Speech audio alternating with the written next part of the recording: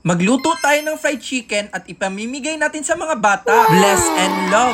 Kaon para di mabuang. Kamusta mga brother? Chill muna tayo dyan. Long form lang muna tayo. Storytelling ba? Okay manig, gwapo manig story. So ngayon ay magpalengke tayo ng 5 kilo ng manok at piprituhin natin. So konti lang ang ingredients natin pala. Ang crispy fry, paminta, asin, 2 liters na mantika, goods na yan. So, nag-start off tayo sa bawang pag-slice. Kung pwede pala, dapat powdered na lang or dapat na duk-duk talaga siya if you want to marinate it well. Pero I didn't have time na 2 hours marination. So, sabi ko, okay, kaya 2 minutes pero lami gihapon. Naman ko ng timing sa pagluto para di mahilaw ba. Kung kabaw na ka sa technique, mo na to.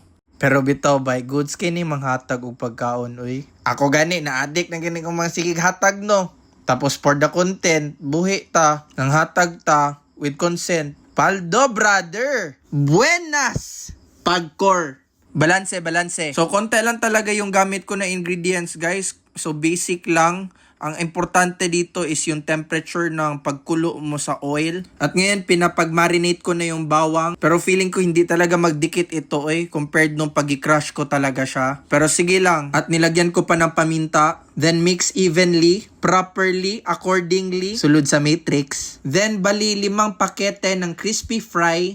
Ipang mix natin ng maayos.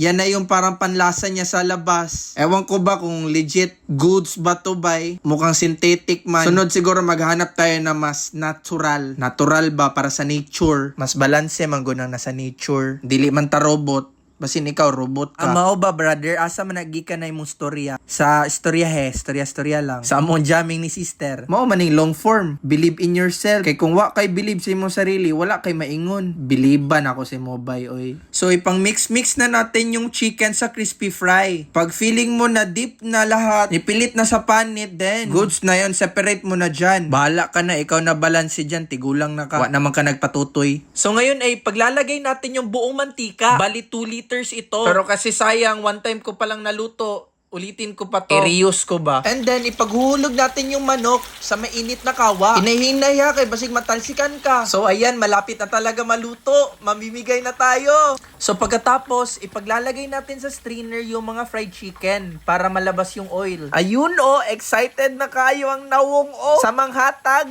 Char, sulod daw siya sa video. Pa cute siya diha. Then, ipaglalagay na natin yung rice sa lunchbox. Miski dili na siya lunch. Murag snacks naman Hapit na dinner di ay. Then, ipaglalagay na natin yung fried chicken. Tara na, sakay na sa sasakyan. I-deliver na natin ang goods. Ayun guys, excited kayo sila. Nakakita ko mga bata.